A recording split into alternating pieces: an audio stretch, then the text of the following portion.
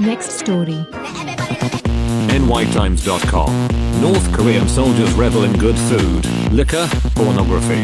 Victor Kurgan. 3 to 4 minutes. Kursk, Russia. North Korean soldiers deployed to aid Russia's efforts against Ukraine and the Kursk region have found themselves in a surreal new world of indulgence. Reports suggest that these men, accustomed to the austere and repressive conditions of life in North Korea, are experiencing sensory and cultural overload as they encounter the comparatively opulent lifestyles of their Russian counterparts. The first revelation came in the form of food. For soldiers who had subsisted on meager rations of rice, kimchi, and occasionally tree bark or grass during North Korea's infamous famines, the Russian military mess halls were akin to a banquet. "Meat with every meal," exclaimed one North Korean soldier now deployed in Kursk. "I had never felt full before in my life. Here, I eat until I can't anymore." Ice cream, previously a mythical luxury for many of these men, has become a particular favorite. One Korean soldier reportedly broke down in tears after tasting it for the first time. "This is what joy must taste like," he said,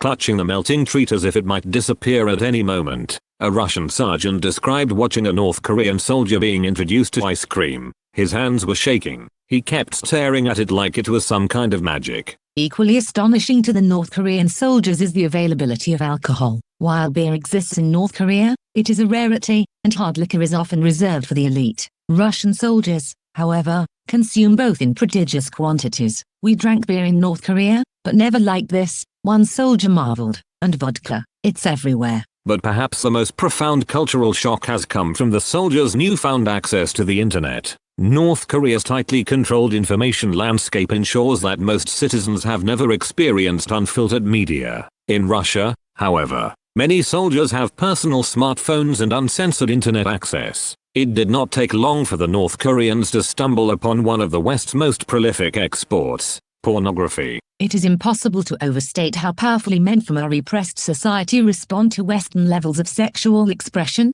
said a source within the Russian army who donned the cowl of anonymous coward to speak freely. They are mesmerized by the vast variety and polished production values of Western adult content. Many have become completely addicted to online pornography, spending every free moment gurning and groaning at adult sites on borrowed devices. It's as if they're animals pinned in the headlights of a motor vehicle for the first time. The situation has raised serious concerns about the psychological and cultural impact of these experiences on the North Korean troops. "These men are fundamentally changed," said a Russian military psychologist. "It is doubtful they could ever be reintegrated into North Korean society. They've tasted freedom, and not just in the metaphorical sense. They've had ice cream." There is even speculation that the North Korean regime may never want these soldiers to return, fearing they could spread tales of their experiences and destabilize the already fragile ideological control in Pyongyang. "It would almost be a mercy for them to be killed like animals on the battlefield," the anonymous coward remarked grimly.